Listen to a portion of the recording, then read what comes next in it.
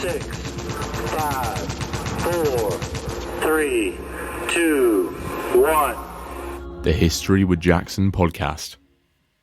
Hello and welcome back to the History with Jackson podcast. I'm your host, Jackson, and in today's episode, I'm speaking to SC or Sam Gwynne, all about his brand new book, His Majesty's Airship, the life and tragic death of the world's largest flying machine.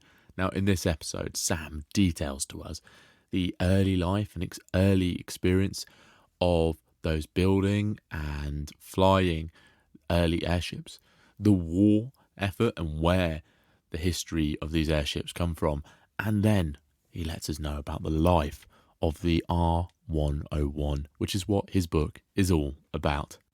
Now, if you enjoy the content that we create here at History of Jackson, please do consider subscribing with History of Jackson Plus on Apple Podcasts or supporting us through the Buy Me a Coffee profile in the description below. Now, without further ado, I'll leave you with Sam. So hello and welcome back to the History with Jackson podcast. Today we're talking to historian and author SC Gwynne, or Sam, as we have today, and about his brand new book with OneWorld Publications, His Majesty's Airship, the life and tragic death of the world's largest flying machine. Now, I really enjoyed reading Sam's book, and I know you guys are going to enjoy listening to him talk all about it. So how are you doing, Sam? Oh, I'm doing just fine. I'm down here in Texas where it's finally cool, so people are happy. People are actually going outside, which is an interesting concept. I mean, it must be nice to finally get outside and not in that unbearable heat. Really, it was 107 every day here for several months. 105, 106, 107 every day, and Texas is not exactly cool. In the same way that in Great Britain it's not exactly dry, but at their extremes. So anyway, we're good. I'm fairly grateful for our comparatively mild summer now. So yes. So I want to ask you the first question. I ask all the guests here on the podcast. What was the inspiration behind this book? Well, let's see. So it really was, a history. I don't know if you know the British historian, the wonderful British historian James Morris, who became Jan Morris later, a bit of a generation back. So you may not know him, or I guess her, as she would have preferred to be known then. But I mean, James Morris, under his name, wrote a trilogy, a 3-part history of the British Empire called Pax Britannica. That was just flat brilliant. I mean, he just knocks me down. He's so good. And the third part of that was something called Farewell to Trumpets. So we're in the third, when the empire starts to decline. Churchill's in this part of the book, and the empire is declining, and we get to India, and we get to all the things that happened in the 20th century. And there was 2 pages in this book on this airship called the R101 that was somehow kind of it was this tremendously ambitious attempt to restore Britain to what could not be restored, which was the great old days of the Victorian Empire. But they tried and they failed, and there was this crash, and it was all wound up in the decline of the empire. And I thought, wow, what a great, what an idea. And so I do what all highly trained historians do, is I Googled it to see who had done this, how many books had been done in the R101. And it just the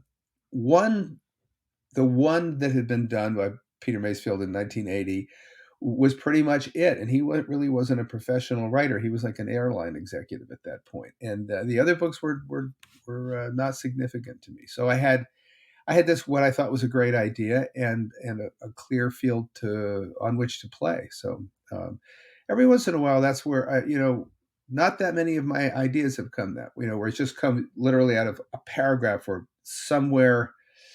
And in this case, in a book that most people aren't reading anymore, or else everyone would have done this already. So, but anyway. I like how you got that little spark of creativity just from that. Yeah. I think that's really nice. And then the absolute joy of knowing that there hadn't been 10 books about it or 5 books about it. It was largely forgotten. I think it's been overwritten, by Lindbergh on the one hand, and then the Hindenburg on the other. So, yeah, I certainly agree that it's been overshadowed by other airships and their stories. But you start this book off by discussing this really interesting character, and that's Lord Thompson of Cardington. How important is he then in this history and in the creation of the R101? So my book is about really an airship. Its building and its ultimate doom. But the guy who drove it to that was Lord Christopher Birdwood Thompson, as you say, and Thompson of Cardington, which is interesting. He when he was made a lord by Ramsay MacDonald, he could have chosen, the way British lords can choose. You can be Kitchener of Khartoum if you want to, right? Which Kitchener chose. And so, Thompson could have been anything. He chose Cardington as a gritty little industrial suburb of Bedford, where the British airships were built, and that's what he wanted to be lord of. Anyway, long story short here, I guess I'll try to be as short as I can. Thompson was the driving force behind a scheme in the 1920s called the Imperial Airship Scheme. And the idea was that they were going to take these giant airships, 700-800 foot long airships. They were going to imbue them with British technology and do one better than the Germans who had invented the Zeppelins before. And they were going to populate the world with these airships. And why would you want to do that? The reason you would is because coming out of World War I, Great Britain held the greatest empire ever known to history. 25% of the world was British, right? And they had taken, at the end of the war, they had taken a bunch of the Ottoman Empire in the Middle East, the German holdings in Asia and Africa. I mean, there was this absolutely gigantic world, much of which was a really long way away from the rest of it. For example, by Sydney to London by boat was, almost a month. Karachi, which was then in India, to London by boat, was almost 2 weeks. And by means of these airships, they were going to radically reduce the size of their empire in terms of time. You would be 11 days instead of a month. It would be a couple of days instead of 11 days to England. I mean, the time-space continuum was going to be shortened. But as much as anything else, the old British Empire that we know and love, was kind of based on that pounding piston, that ability to execute industry and manufacturing and industrial technology. Just think of a warship and whatever went into that warship that Britain did better than everybody else. This was an opportunity to do airships, to populate the skies with these things, but also, and more important, it was going to be British technology up there that was doing it. So it was this grand scheme. R101, the airship, the centerpiece of my book, was the attempt to prove it could be done. And you can understand why they want to reduce the time to get across that empire. There's so much administrations that you need to get involved with and keep in touch with. But the interesting point there is you point out that Britain were trying to build upon what other people had already done with these airships. What had the history of airships been up until this point? How successful had they been? All right, let's see if I can give you a thumbnail of airships. Lighter than air was kind of invented back in the 18th century, where you could put a balloon either filled with hydrogen or hot air, and it would do something that absolutely nothing else in the universe that anyone had ever heard of would do. In a universe governed by gravity, it would go up. Nothing else like that had ever existed. So this is pretty cool. The problem, and there were uses for it, like in the Crimean War in Europe, in the Civil War in the United States, balloons were useful as observation platforms and so forth. But the problem was, once they went up, they kind of went where the wind or God wanted them to go, and you couldn't steer them. 19th century, the French cured this. They came up with they put a propeller on it and a rudder. And now you could fill something with hot air, hydrogen, and go up there and steer it. And somebody did. One day flew from Paris to somewhere and back, and you actually turned around and came back. And it was interesting because the French verb to direct or to steer is diriger. And so something that you could diriger was a dirigeable, right? Dirigible.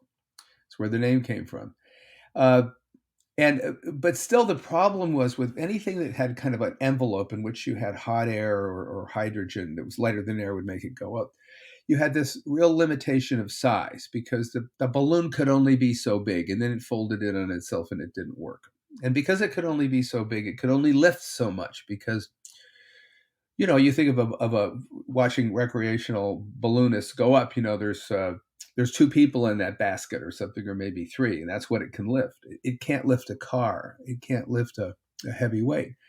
And so limited use. So in 1900, this wonderful, marvelous guy with a magnificent walrus mustache named Count Ferdinand von Zeppelin, a lifelong military guy, came up with this idea for a rigid airship. Now, a rigid airship was different than a blimp and different than a balloon. The reason it was is because it was a gigantic steel structure. And why a steel structure? Because nothing else would hold all these massive hydrogen-filled balloons, or gas bags that sat inside it. And so because of his invention, you could really carry a good deal of weight up there. So when the Wright brothers, were able to carry one person, he could already carry 10 or 12. I mean, and they were direct competitors early on. And so to fast forward through all this, Zeppelin invents this in 1900. He flies it for the first time, a 450-foot, I think, ship. Eventually, over the years, this technology gets better. There's a lot of explosions and a lot of crashes, and it was very, very flawed technology all the way along. But it gets better, and it gets good enough. So by World War I, Germany can do what von Zeppelin had always wanted to do, and that was not build a passenger airline, and that was not carry cargo. That was to set Europe on fire. That's what he wanted to do. He had always seen a Zeppelin, again, that's a large, rigid airship filled with hydrogen gas bags, as a weapon of war. And when Germany unleashed them, which they did on 7 cities in Europe, particularly against England, these things became the first long-range bombers. People forget this. People think of, the Battle of Britain and stuff. First long-range bombers, first weapons of mass terror. For the first time, human beings ever knew or understood that they could be annihilated from above by something other than a thunderbolt. And this came in the form of these 500, 600, 700-foot long Zeppelins flying by night over Paris and Bucharest and London and dropping bombs. And so all of this kind of grows out of this war heritage, completely dominated by German technology. And it's really in the 1920s that Great Britain and America finally get onto this idea that, hey, well, the Germans had now been forbidden, of course. Treaty of Versailles said, y'all can't build those anymore. We're not letting you do it. And so now this was the opportunity for Great Britain and the United States to step in and go, hey, we can do the Germans one better. And that's sort of what, going back to my imperial airship scheme, that's kind of what it was all about. It's, you can really imagine that terror and fear that those people are having, as you've just said, having previously only thought of a thunderbolt or a lightning bolt being the only thing that can inflict pain and terror from above. Yeah. It must have been terrifying. They're coming at night too. The bombs are coming at you out of the night sky. You can't see them up there. I couldn't have imagined experiencing that at all, so I can't imagine what they were feeling like on the ground. Moving forward, Germany's lost the war as a Treaty of Versailles banned Germany from remilitarizing. How, and you've mentioned Britain and America want to take this technology on and develop it. How does the build process in Britain towards the R101 go then? Well, what happens is we come out of World War I. Again, Germany's pretty much been shut down. They'll be able to go through a few loopholes here, but basically they can't build. So, and there's been some terrible crashes after the war. And one of the themes that runs through the whole history of airships, which, by the way, is a 40-year history period, start to finish, rigid airships, is this problem of the flaws in their construction. They blew up all the time. When you think of something like R101, which had 6 acres of surface area, imagine if you've ever been in a small sailboat, you see what a 20-mile-an-hour wind does to your little sail on your little sunfish. Imagine what a 50-mile-an-hour wind does to a 6-acre surface area. They were, in other words, you couldn't land them in a storm. You couldn't land them in a wind. They get beaten to death. Anyway, all this was problem. Britain had a horrendous air crash in 1921. It was followed by other air crashes. It's still, they had this a lot higher tolerance for risk probably than we do, but they figured they could fix these problems. And so in 1924, driven by Lord Thompson, man of empire, 5 generations of the Raj in India, and fought in all the great theaters of empire. Lord Thompson's driving this along now, and the idea is we're going to build these great airships, but there's going to be 2 airships to start this off. R101, which is going to be the so-called socialist airship because it was done by the first socialist government, first labor government, was going to be given everything it wanted, the maximum technology. It was like cost plus to the max. So the other airship was the capitalist airship, which was going to be given a fixed contract, or Vickers was be given a fixed contract, build this thing. And these 2 were going to be R100 and R101. We're going to demonstrate to the world, how that Britain really could, in the case of R101, fly to India and back and come back. And Thompson was going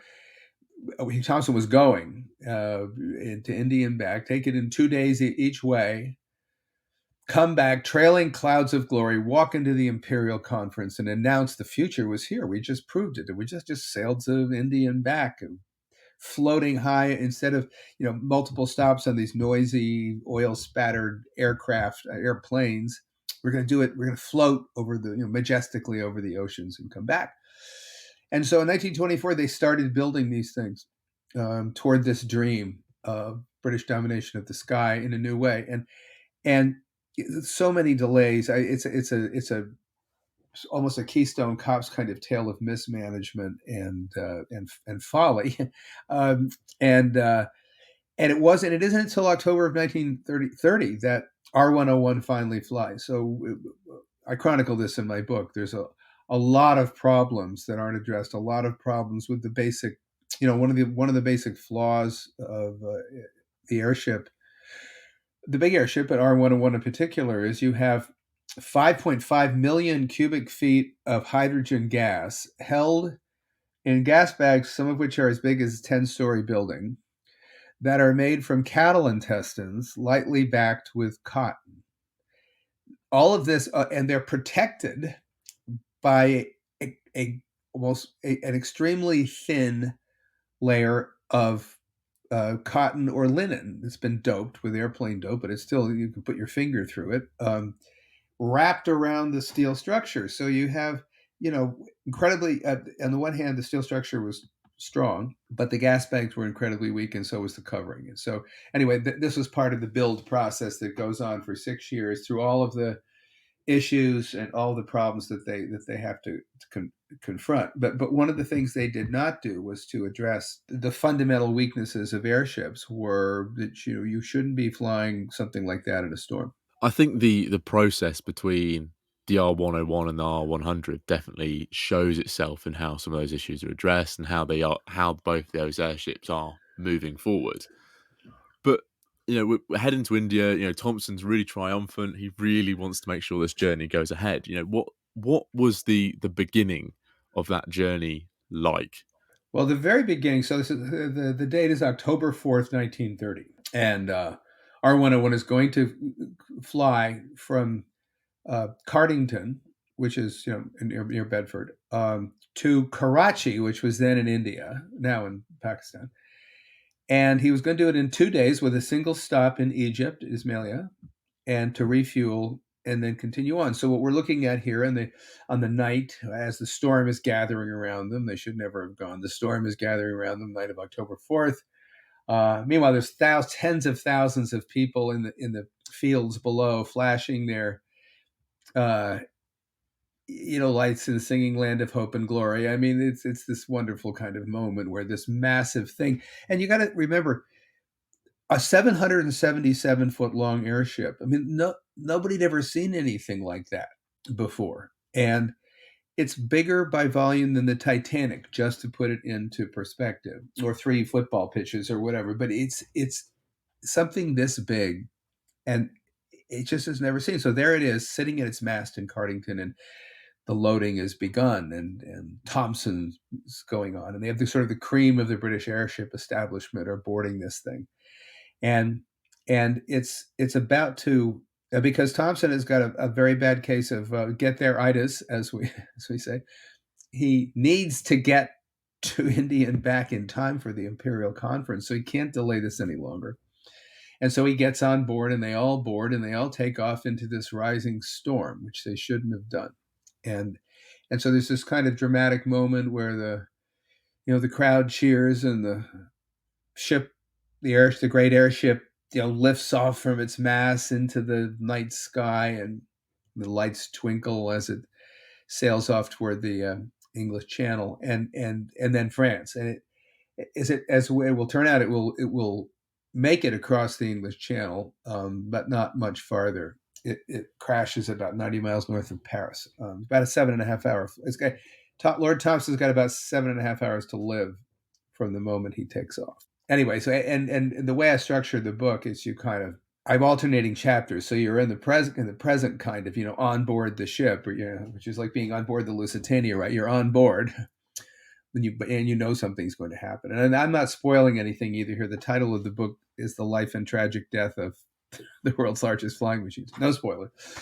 We know that it's going down, and alternating the present, which is the flight, with the past, which is all this other stuff I'm talking about, Zeppelins and the building process and all this. It's really quite sad seeing that triumphant moment for Thompson, knowing what's going to happen to him, only 7 hours later. But I kind of want to dive into the experience on that. Well, for those maybe slightly pleasant 6 hours in between. What was it like being on this airship?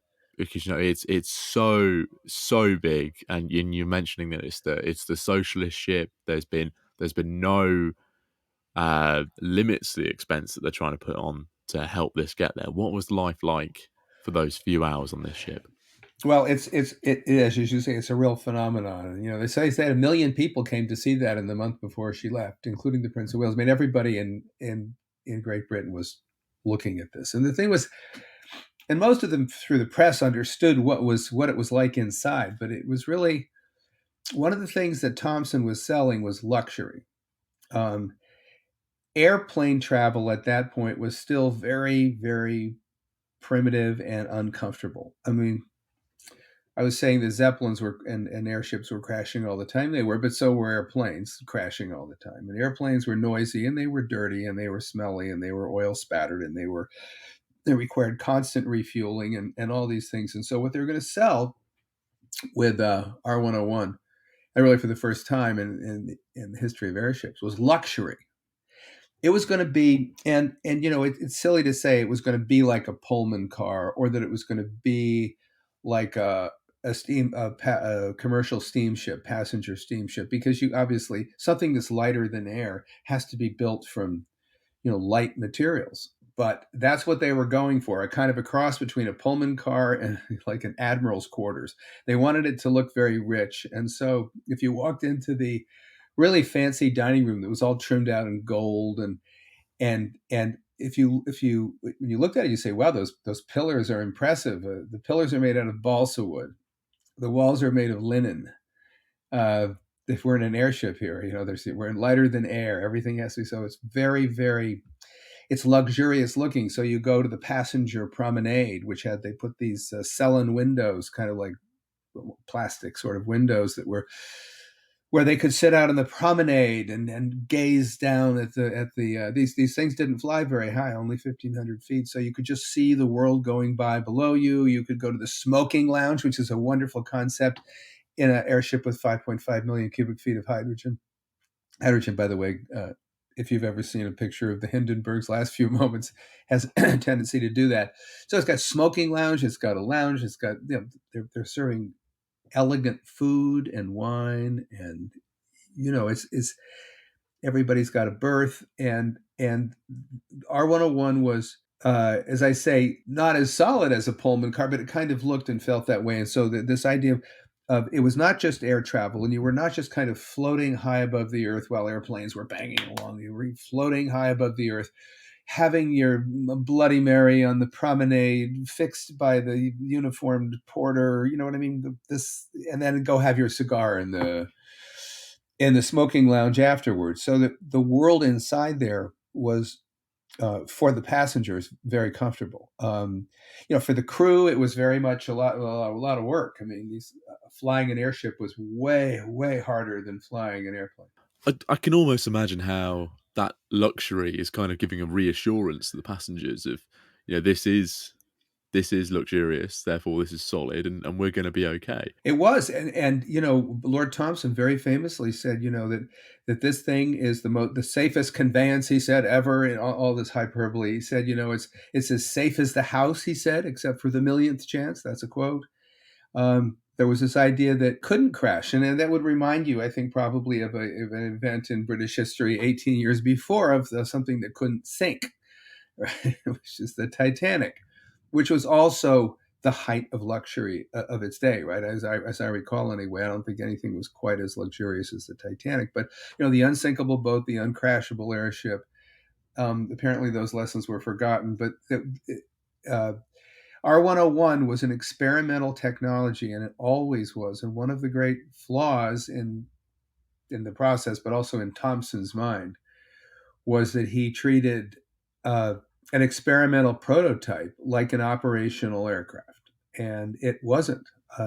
It had barely been tried. It had never been through a bad weather trial. It was like taking a Spitfire up in the 30s without really actually testing it out. But not only that, putting the secretary of the Home Secretary in the back with you. I mean, you just wouldn't do it.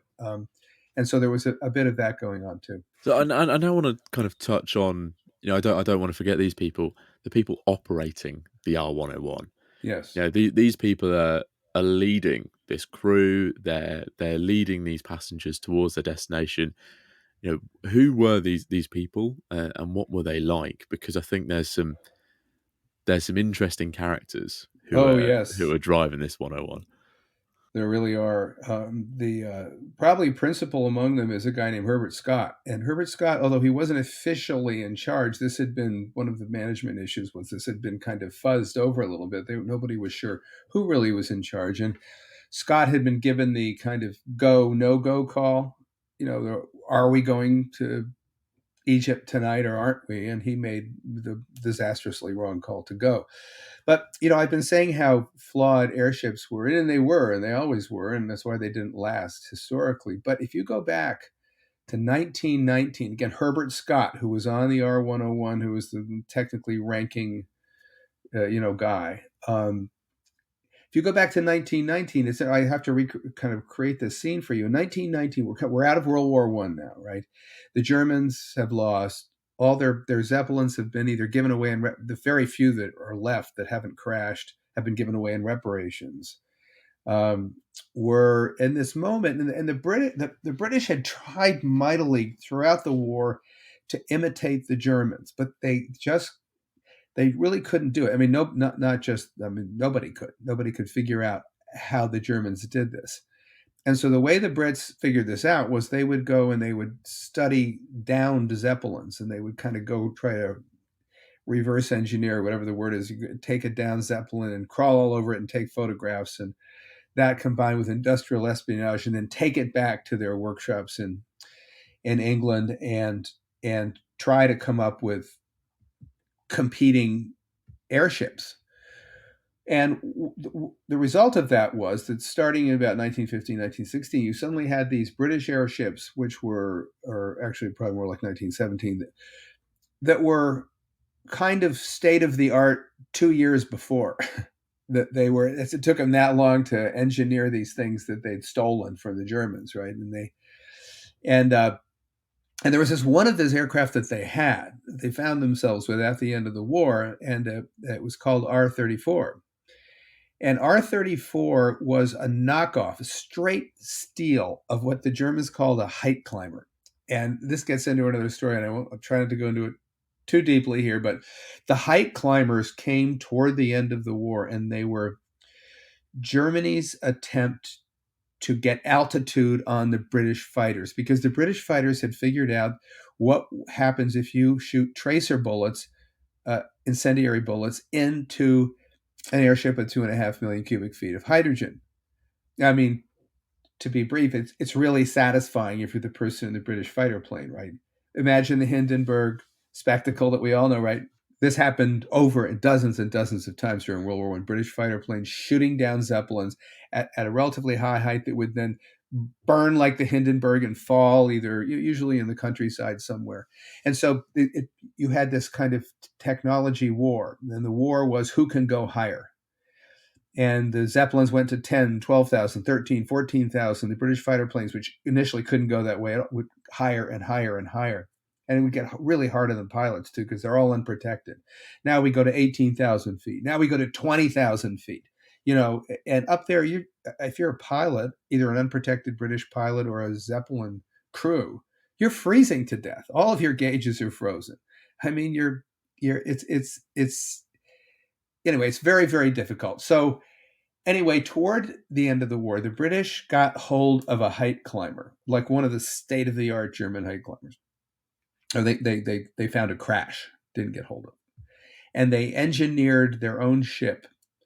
So 2 years later, of course, it finally comes out, and it's this ship called the R-34. And what it's built to do is go to 22,000 feet and evade British fighter planes. But the boffins over at Whitehall, or wherever they were, they say, we've got this airship, and the war's over, and we don't really know what to do with it. And we've got this great commander named Herbert Scott, who had been the commander of blimps, which actually did quite well in the war, smaller aircraft. But we got Herbert Scott to captain this thing. Let's go across the Atlantic. It's a completely insane idea. The ship absolutely was not built to do that on any level. But they say, hey, let's go do it. Let's fly it across the Atlantic. And so in 1919, the British R-34, this has been lost to history and it should not be, became the first east to west crossing of the Atlantic, period, by air. And the east to west, by the way, is the hard way. The easy way is the way Lindbergh went. Lindbergh went eight years later, mind you. You had the Alcock and Brown beat them by a couple of weeks and a couple of hops going over. But not only does Herbert Scott do this, and there's near misses, near accidents all the way over. It's a near disaster every 5 minutes on this thing. He gets over and then he flies it back. So he's not only the first east-west crossing of the Atlantic by air, but the first double crossing of the Atlantic. And he does it pretty quick. And he gets back and there's this great hero's welcome. If people had any idea of the heroism of that crew that it took to do that. And so Herbert Scott is like at that moment, one of the greatest, probably the greatest aviation hero in the world. So we come into the 20s. He's not really flying much, and the less he flies, the more he drinks, and the more he drinks, the less he flies. And we finally, by the time we get to the R-101 takeoff launch, he's a full-blown dipsomaniac alcoholic who's pretty much blotto from lunch onward. And I chronicle in the book that these dynamics, because that's what you've got. You've got this kind of incredible imperial moment of the launch of R-101 toward England, but the guy in charge, as far as we can tell at that point, was probably drunk. So anyway, that's Herbert Scott. Interesting guy. We have the captain, who was a well-known Olympic runner who ran for Great Britain in the Olympics, and not an alcoholic. There's all sorts of different sort of people there. I won't go into all of them, but they are the people who flew the ship, and almost all of them died, and died horribly by fire, and that's what happened. And reading about Scott and his personal issues and his alcoholism, really, I think it kind of mirrors the story of the R-101, with triumphant hero to not at all, really, at the end. Yeah, it's a tragedy on so many levels, particularly for Herbert Scott. But and it's interesting the way, getting at what you just said there, the way the country responded to this was really something, because there were 54 people on board, 48 died, which is well more than the Hindenburg. But okay, we just finished a war where 750 subjects of empire had died. Okay, so the world was used to death. So it wasn't so much perhaps the numbers of people who died. That had been partly the way they died. It's a particularly hideous way to die. But I think there was something else to it too. There was some kind of spark there, some sense of the towering ambition of this project. Somehow that the identity of the empire and the nation was somehow caught up in it. Because what you had happen after the crash was just unexpected. I guess it was one of the world's first mass media events. You had overflow crowds um, at Westminster and St. Paul's. You had 1 million people in the streets as it came through England and as the cortege came through England, through Whitehall and that part of town. Just this absolute national outpouring of grief that had not been seen since the Titanic. And there was something about it that resonated with the country. And I think it's partly, as I said, the size of the ambition. And it's partly, I think, that these things were just so they were just so huge. I mean, there was something big about the thing itself too, that you could fly something 777 feet long, that you could even do that or try that. There was something, I don't know, it was like someone flew too high, which wasn't really what happened, but it was an ambition. It was thwarted imperial ambition on some level. And there was a lot of, and even going back to the beginning of von Zeppelin in Germany, the reason that he was able to get money to do what he did was just straight German nationalism, national pride, national feeling that this is our magnificent technology and we're the only ones who can do it. And to some extent, it was a sense of national pride that ruled the whole R101 project. You know, that outpour of national grief is really quite moving. But I think we're talking about, you know, this tragic end. Could you kind of detail just a little bit? I don't want to spoil your book, obviously, but just detail a little bit for us about how the R101 does meet its end. R101 had flaws that were inherent in all airships. One, hydrogen, extremely explosive. Again, think of the Hindenburg. We've all seen that, right? That's 1937. That's 7 years after R101. Think of what that looked like.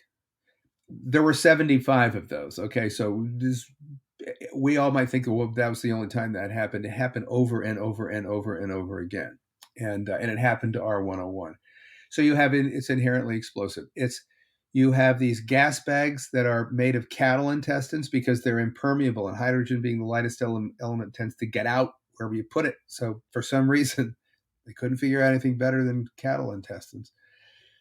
And being protected by thin drape of linen, and now flying into a 50-mile-an-hour wind, or actually gusting to 70 miles an hour. And so what happened basically was they had never tested this ship in winds or weather like this. What happened, as far as anyone can tell, is we have wind breaching that linen cloth, and then we have the gas bags that are unprotected, massive loss of gas in the forward area, and a dive, and then an attempt to save the dive, and then eventually it comes to Earth. Again, I go into much more detail in the book. And in particular, from the survivor's point of view, it's really interesting to see what happens to them. One of them survives because he's in the smoking lounge drinking and smoking. It's like the joke is, yeah, he survives because he's in the asbestos line smoking lounge.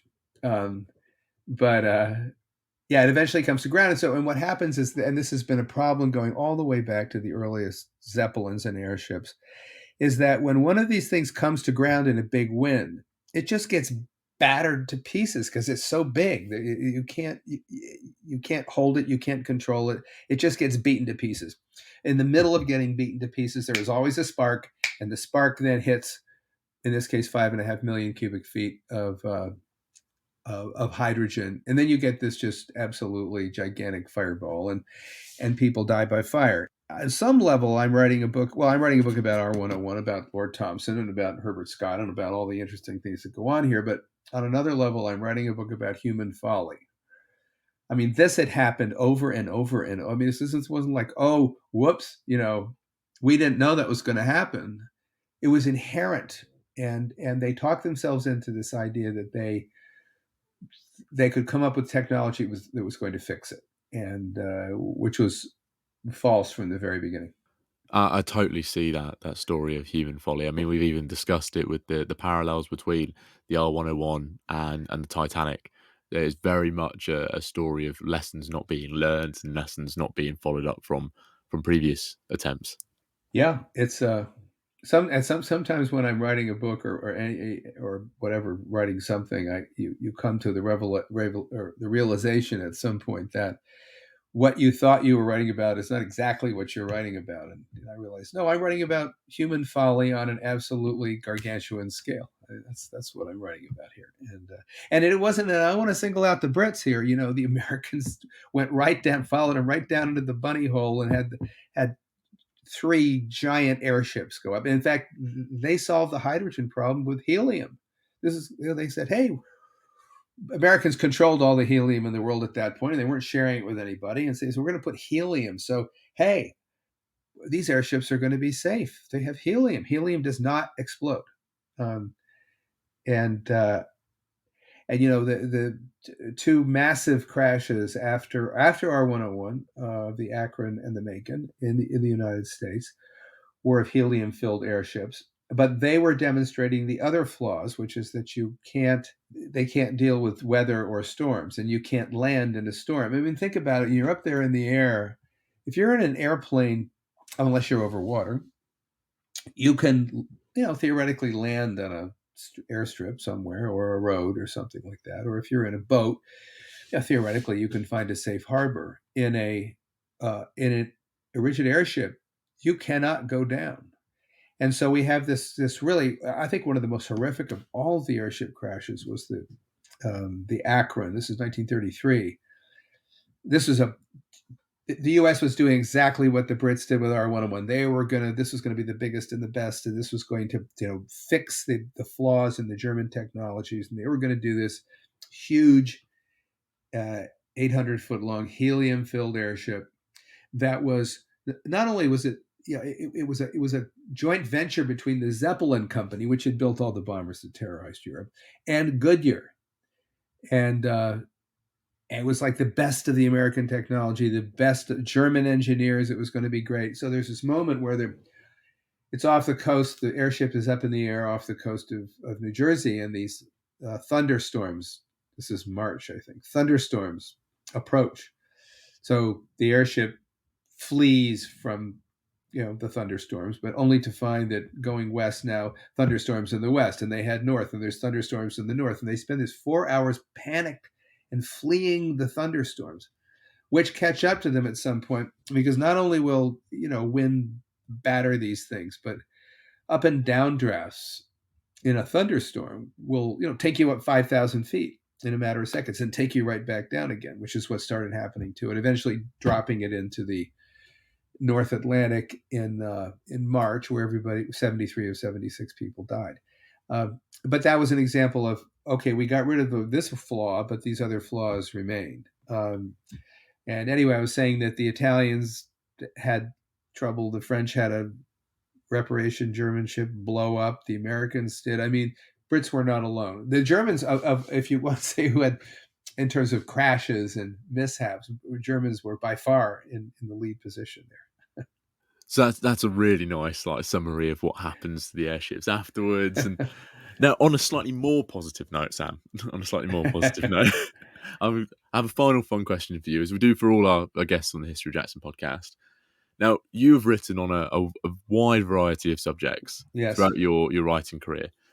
And I want to ask you, what subject is your favourite to write on, and why? Well, the one I've spent the most amount of time on was the American Civil War. And that to me, in some ways, I went into it thinking, well, almost any American writer worth his salt. I mean, at some point, you have to at least think about the Civil War. It's the defining event in our country's history, and it still defines us. Every day I get up, you read the New York Times or whatever. Every day we're still fighting some version of that war, and particularly now, I think on the subject of race. But anyway, I spent like 4 years, I think, on a biography of Stonewall Jackson, the famous Confederate commander. And then I spent another, I guess, probably 3 years on a book about the final year of the Civil War. The first was called Rebel Yell. The second was called Hymns of the Republic. And I honestly can't think of a more compelling subject than the American Civil War. It is almost infinite in where you can go with it. But it's in the person of someone like Jackson, who I'm a Yankee from Connecticut, so I'm choosing one of those bad old Confederates from way down south. I live in Texas now, but there's really nothing like it. But anyway, I've been a journalist for most of my career, and journalists are, I guess, famous for having the attention span of gnats.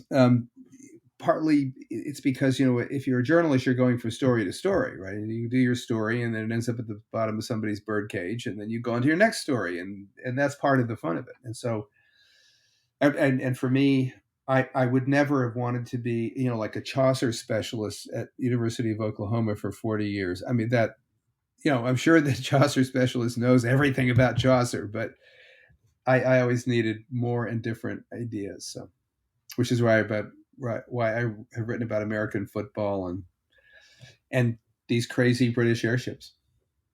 No, I completely understand the need for variety. I mean, I had 1 year of Chaucer, and I think that was my fill, well and truly. So I think that's a really lovely answer. Now, but in your life though, you have in your studies of totalitarianism, and you could, within that framework, you can go to so many different places. I mean, in the 20th century alone, but I mean, you can span the globe within that framework, and I think that you have a wide range too, field to play on. Oh yeah, and I think that's one of the best parts of being a historian, and of different types of histories is you get to explore it. Like looking at, you get to look at American football. I sometimes look at totalitarian soccer football. I think the limitless possibilities of being a specialist in an area in history is probably one of the best things about being a historian. But obviously, our listeners are going to want to go away and grab a copy of your current book, His Majesty's Airship. Where can they find a copy? Where can they grab themselves a copy? So it was published. It was officially published by OneWorld. It's a British publisher. So I have a different publisher in the UK than I do in the United States. OneWorld, a great publisher, and it was published on October 2nd officially. And so it's everywhere you're going to find that sort of book. I mean, not only obviously Amazon and those kinds of, the online, which increasingly it seems the way people buy books. But somebody just sent me a photograph of it in a bookstore in London, so it's out there. I can't promise that it's everywhere, but it's out there. I saw it on the shelf of my local bookshop, so Waterstones. I know it's there. So yeah, so let's hope, and I'll be coming over, and I'm really looking forward to this. I had such a fun time. So I went to England to research the book finally after having waited for a while because of COVID, and I ended up in Kew at the National Archives, which is great, where they have, as they say, King Arthur's pipe and slippers and Robin Hood's tights. They're all there, in Kew, and had a great time. And I staying in Richmond, this nice little town. And I would tell people, I say, well, I'm staying in this little town called Richmond. You probably never heard of, and they go like, dude, Ted Lasso, and I hadn't seen Ted Lasso at that point. Anyway, that's where Ted's from. But anyway, I'm going in March. I'll be at the Oxford Literature Festival, actually speaking about this subject. So I'm really looking forward to coming back. Well, that was actually going to be one of my next questions. Actually, is where can people interact with you and find out more about your work online? There may be there. You can go to my website at scgwynne scgwynne.com where this stuff will be. But yeah, I'll be at the Oxford. Is it Literature or Literary Festival, whichever it is. Anyway, in March, speaking there. I'll be there, and I'll probably be, because I'm coming over for that. I'll probably do other things. In fact, I almost certainly, my publicists there are having me do other things, which I don't know about, but which I will put on the website. So, Well, I'll make sure there's a link for your website in the description below for everyone to have a look at. Good. Thank you, Jack. Well, thank you very much for coming on, Sam. I really appreciate it. All right. It was an honor and a privilege to talk to you. Oh, it was absolutely the same for me as well. So thank you very much. Thank you very much for listening to this latest episode of the History with Jackson podcast. In this episode, we spoke to S.C. Gwynne, or Sam, all about the R101 from his book, His Majesty's Airship. Now, I really hope you enjoyed the episode. Sam was an awesome guest, and you can go and check out his work and buy a copy of his book from the description below. And if you did enjoy this episode, please do consider supporting History Jackson through History Jackson Plus on Apple Podcasts or the Buy Me a Coffee profile in the description below. Without wasting your time any further, please do look out for the episode that's coming out next week, which is also another really exciting and entertaining and educating episode. I'll see you all then.